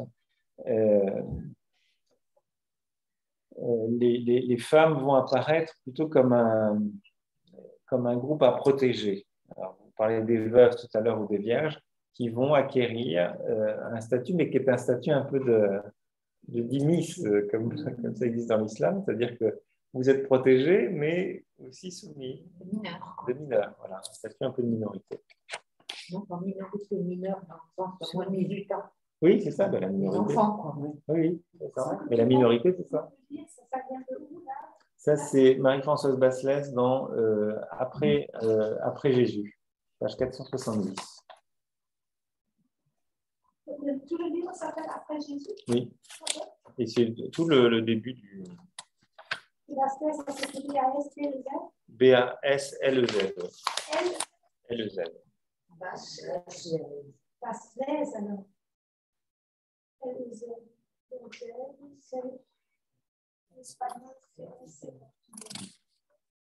Alors, au sujet de Thècle, hein, puisque je parlais des actes apocryphes de Paul, et donc il y a une figure féminine, donc c'est un texte un peu plus, enfin, qui a été composé en Asie vers 180. Donc, à la fin du IIe siècle, quand justement la place des femmes commence à pas mal être réduite. Et donc, voilà ce que dit un peu les actes apocryphes de Paul nous parlent de cette femme. Thècle est vénérée comme apôtre, vierge des martyrs en Orient, en particulier dans les milieux féminins chrétiens. C'est une figure romanesque introduite comme protagoniste de l'apôtre dans les actes apocryphes de Paul. Son histoire circula ensuite indépendamment et devint très populaire. Convertie par la prédication de Paul, Thècle refuse le mariage imposé par sa mère. Arrêtée et condamnée à être exposée aux fauves dans l'amphithéâtre, elle se baptise elle-même d'urgence en se jetant dans le bassin des phoques qui devaient la dévorer. C'est assez romanesque. Les femmes de la cité la font gracier par acclamation au nom de la solidarité féminine. Dans un deuxième temps, elle devient apôtre, investie par Paul pour prêcher l'Évangile. Elle se coupe les cheveux et se travestit en homme pour voyager, ainsi que le faisaient les compagnes des philosophes prédicateurs cyniques itinérants. Elle parcourt l'Asie mineure, ce qui créera au IVe siècle des lieux de pèlerinage à Séleucie, l'Isorie, sur le lieu de sa mort, et à Éphèse. Même si l'on ne peut faire la part de la réalité et celle de la fiction dans cette vie romancée, elle illustre des situations historiques et ecclésiales significatives du christianisme primitif. Dès la fin du IIe siècle, elle fut utilisée, par Tertullien en particulier, dans des polémiques intracommunautaires sur le leadership féminin, incluant la liberté de prêcher et de baptiser. Une fois dépassés ces problèmes institutionnels et terminés les persécutions, le culte de Thècle perpétua la figure de la Vierge consacrée, puis celle d'une disciple à l'écoute du maître, dans une représentation plus conventionnelle de la femme. Mais voilà, donc les actes apocryphes de Paul, alors c'est tardif, mais en même temps 180, vous voyez, l'évangile de Jean, c'est début du IIe siècle, hein. Donc c'est juste 110, voilà. Donc là, 70 ans après, voilà. Alors, pas dans la rupture, c'est-à-dire que les actes apocryphes de Paul, là, mettent plutôt en avant une figure féminine d'apôtre, voilà, Thècle. Mais Tertullien, donc il va, c'est le début du IIIe siècle, fin deuxième du IIIe siècle. Donc lui qui va être beaucoup plus, il va contester, il va être polémique par rapport à ces actes apocryphes, mais voilà.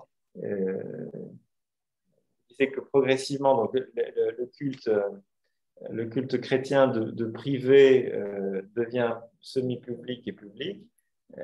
À partir de ce moment-là, la place des femmes va être considérablement amoindrie, mais il y a encore un certain nombre de places, de lieux de résistance ou de mouvements qui résistent à cette évolution, dont témoignent les actes apocryphes de Paul. Voilà, pour ce qui est un petit peu du christianisme, ce qu'on peut dire un petit peu du christianisme primitif.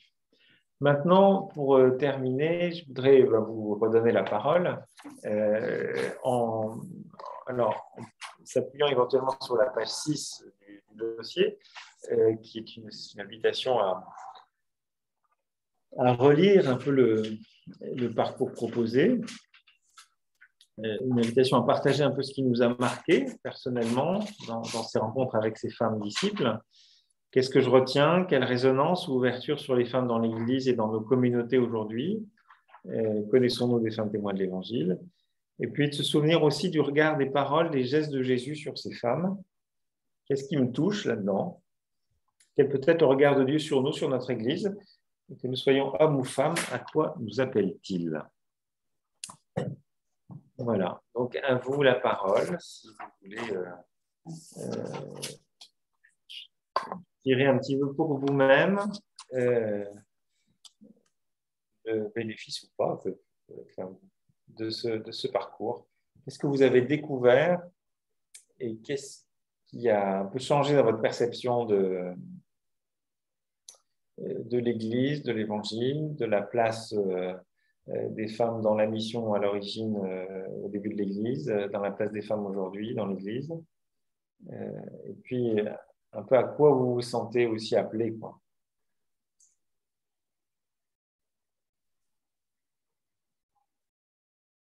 Je pense que Jésus, il avait beaucoup plus de respect pour les femmes que ce qu'on a aujourd'hui dans l'Église.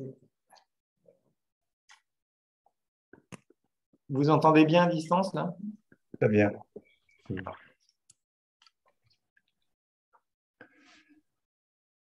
Moi, je suis sidéré par la modernité des textes. Euh, c'est vrai qu'on a été un petit peu endoctriné avec le texte de Paul, Femmes, soyez soumises, et on s'imagine que l'Église primitive est pensée beaucoup comme ça. Ben alors là, vraiment, ça a complètement corrigé ma vision des choses. Autant l'ouverture de Jésus aux femmes, celle-là était évidente quand on connaît les évangiles, mais c'est vrai qu'avec tous les textes que tu nous as fait parcourir, eh bien, je trouve extraordinaire c'est riche d'idées et surtout ça nous donne beaucoup d'espoir parce que quand on veut faire une place aux femmes, on se rend compte qu'on n'est pas du tout hors du coup et que on a toutes les raisons de se bagarrer un petit peu comme on le fait. Oui. Alors, juste une petite chose, hein, parce que tu parlais de l'épître aux Éphésiens, qui n'est alors d'abord qui n'est pas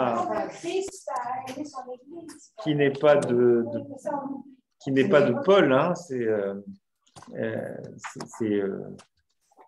une épître voilà, qui s'inspire de Paul, mais c'est pas, voilà, on ne peut pas dire que ce soit de la main de Paul. Donc, d'abord, on va pas, on avait tendance comment dire, à prendre appui là-dessus pour dire Paul quelle afro-misogyne. Donc, d'abord, c'est pas de sa main, donc on va pas lui demander d'en prendre la responsabilité.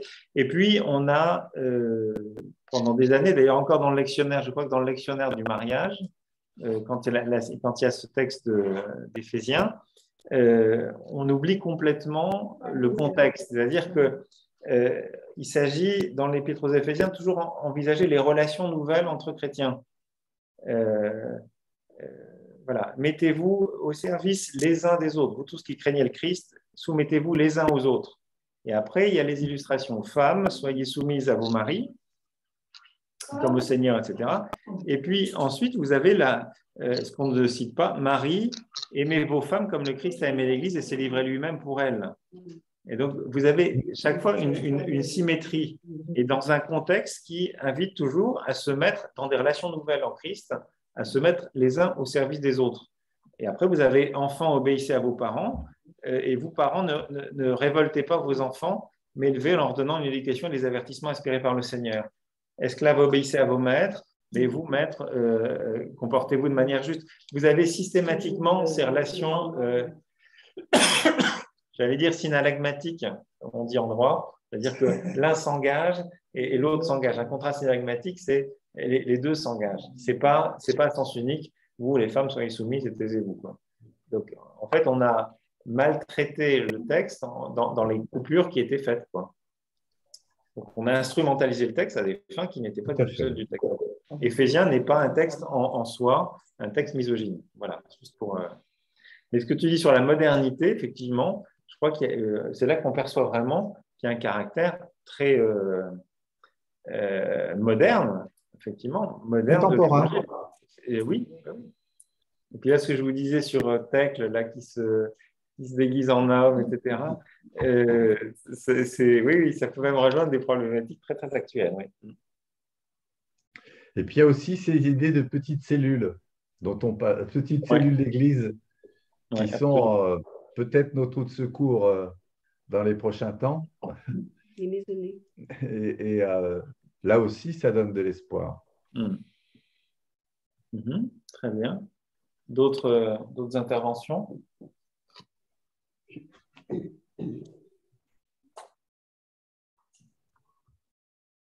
La spécificité de chaque femme. La spécificité de chaque femme. La Samaritaine ci, le Marie-Madeleine ça, disons, elles sont plus personnelles maintenant. Alors qu'avant, on était un petit peu dans une espèce de lycée féminin. Maintenant, voilà, on a focalisé mieux sur, par exemple, toutes les maris, c'est tellement compliqué, il y a plein de maris. Oui. Que Paul est moins misogyne que je pense,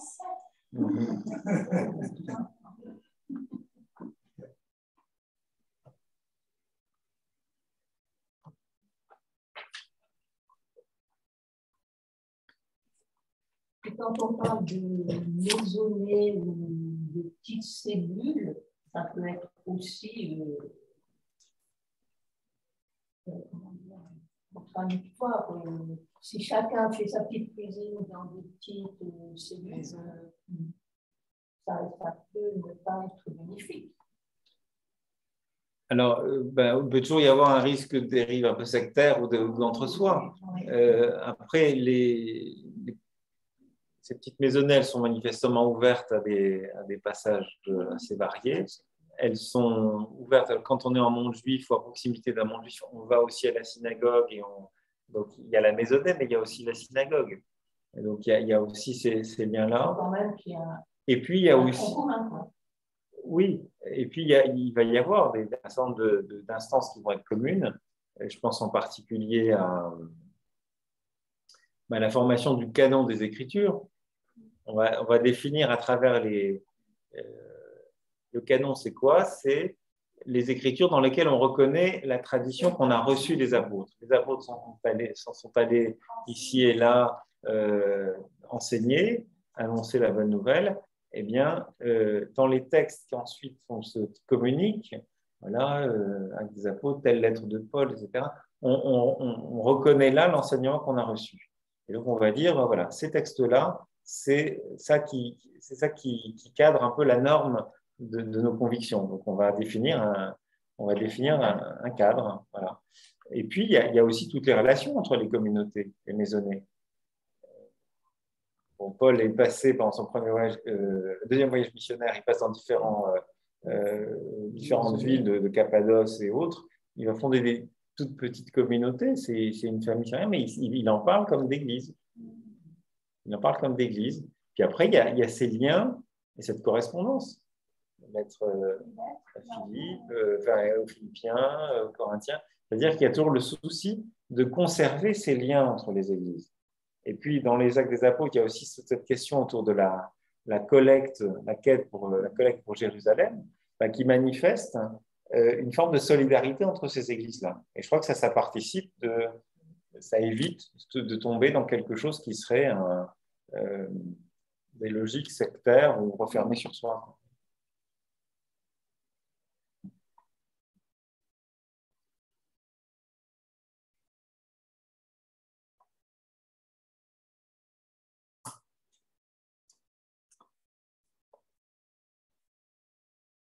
Non, à distance, personne d'autre?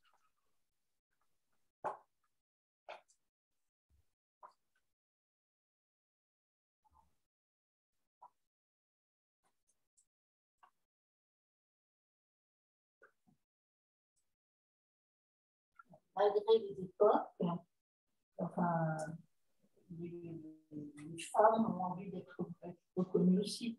Elles arrivent à se battre là, quand au IIIe siècle, on les a mis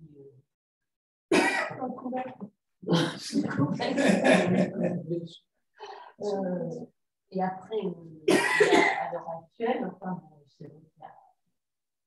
on discute avec certaines personnes qui veulent prendre certaines femmes qui veulent prendre leur place au sein de l'Église. Elles se battent, entre guillemets, elles essaient de se accepter. Et que ça fait finalement… Voilà. Mais en tout cas, je crois que ce qui est intéressant, c'est un parcours comme ça peut y aider, c'est à prendre conscience que voilà, les revendications sur une autre place des femmes dans l'Église, c'est pas une marotte féministe aujourd'hui, c'est pas une nouveauté, c'est quelque chose qui est inscrit profondément dans les gènes du christianisme, j'ai envie de dire. On avait abordé un peu Galate, la formule de Galate, en Jésus-Christ, il n'y a plus ni l'homme ni la femme, mais nous sommes un en Jésus-Christ. Donc cette égalité foncière, et qui a quelque chose de vraiment révolutionnaire, qui a été pour une part un peu trahi dans l'histoire du christianisme, mais voilà, dans les gènes, c'est là. C'est des gènes contrariés, mais c'est des gènes qui sont là. Et donc voilà, je crois que c'est aussi actuel. Et puis évidemment, ça se prolonge dans ça se prolonge dans les débats actuels. Et je pense, voilà, je vous recommande, hein, si vous êtes intéressé à... C'est un livre dont j'ai déjà parlé, mais ce livre d'Anne-Marie Pelletier, L'Église des femmes avec des hommes, où elle reprend un certain nombre, mais modestement, hein, quelques éléments un peu historiques, mais c'est surtout les questions théologiques là, qui sont abordées. Et puis, elle insiste beaucoup, elle fait un peu elle rappelle comment justement les femmes ont été un peu marginalisées dans la vie de l'Église et minorisées. Et elle fait aussi tout un chapitre qu'elle appelle Éclat de féminin, petit inventaire du signe de la femme, où à travers un certain nombre de figures contemporaines, écrivaines, mystiques, mais voilà, du XXe siècle, ce qu'elles permettent de découvrir de la foi et la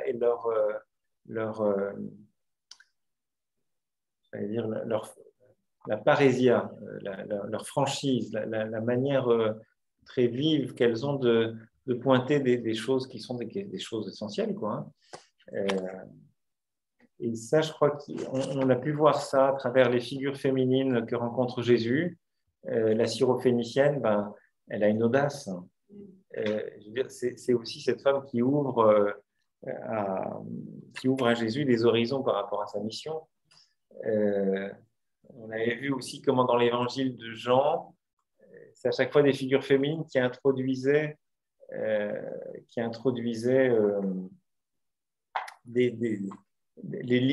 grandes parties du livre, des grandes parties de l'évangile de Jean. L'onction de Béthanie, il y a Cana, il y a la Samaritaine. À chaque fois, on ouvre, c'est une étape. C'est des femmes qui sont en quelque sorte précurseurs et qui annoncent quelque chose. Et ben, je crois qu'on peut aussi trouver dans des figures féminines plus contemporaines un certain nombre de caractéristiques équivalentes, quoi. Et là, je pense à, voilà, dans les éclats du féminin, dans le petit inventaire des éclats du féminin que fait Anne-Marie Pelletier, elle va notamment citer Marie-Noël, la poétesse Marie-Noël,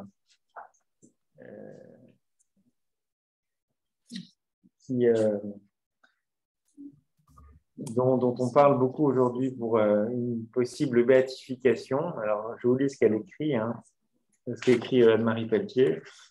Et voilà que le nom de Marie-Noël circule aujourd'hui associé à une possible béatification. Doit-on s'en réjouir? Il y a une bonne dose d'incongruité dans cette perspective. Dans le poème Visage, la poétesse d'Auxerre priait en demandant « Quand je m'arrêterai, Seigneur, à votre porte, ne me donnez pas l'air, Seigneur, d'être une sainte, avec sa bouche grave et ses yeux de lumière, qui domine en paix sur les choses éteintes, ni l'air d'ange que j'eus quelquefois en prière. » Voilà. Donc, il y a quelque chose d'assez cocasse de ce point de vue-là. Mais voilà ce qu'elle écrit ensuite. Pourtant, on saurait gré à Marie-Noël de se faire violence en acceptant l'hommage de l'Église, car il signifierait une reconnaissance courageuse et libérante de la vérité de la foi, quand celle-ci ne s'adosse plus simplement aux moelleuses sécurités de discours de théologiens qui, entre guillemets, tous les matins aident Dieu à s'habiller de dogme. Quand craque l'enfermement du dogme, j'ouvre le guillemet, l'Esprit Saint en cage, que l'Église garde à jamais sous la main, comme elle garde toujours à portée de l'homme le Fils dans un tabernacle. Quand la foi et le risque d'une présence avec les aléas que comporte toute relation cœur à cœur, de nouveau, il semble que l'on ait besoin des femmes pour convier le peuple chrétien à pareille aventure. Donc, je trouve que c'est très intéressant parce que les figures féminines qui sont mises en avant par Anne-Marie Pelletier, là, à la fin de son ouvrage, elles ne sont pas sans rappeler ces figures assez audacieuses qu'on a rencontrées dans les évangiles, ces femmes qui rencontrent Jésus, et puis ces femmes qui vont jouer un rôle quand même fondamental dans la première mission chrétienne. Voilà. Donc, si vous voulez prolonger, n'hésitez pas. Elle en a fait un autre plus récemment où elle revisite tout un peu la tradition chrétienne au sujet des femmes. Bon, je sais pas Mais vous allez sur Google, vous cherchez Anne-Marie Pelletier, et il y en a un autre avec la question des femmes qui est plus récent, qui doit être de 2020 ou 2021. Quelque chose comme ça. Voilà, ben on va s'arrêter là pour cette année, pour ce parcours sur les femmes du Nouveau Testament. Je n'ai pas encore réfléchi à ce qu'on allait faire l'année prochaine. Je ne sais pas si vous avez des idées, des desiderata. Ben, voilà, vous avez le droit de les exprimer. Je ne garantis pas que ce sera retenu, mais on peut toujours essayer.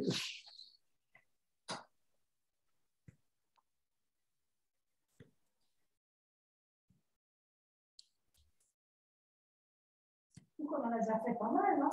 Et ça commence, on en a fait quelques-uns. Oui. Puis, ben, ça fait une dizaine.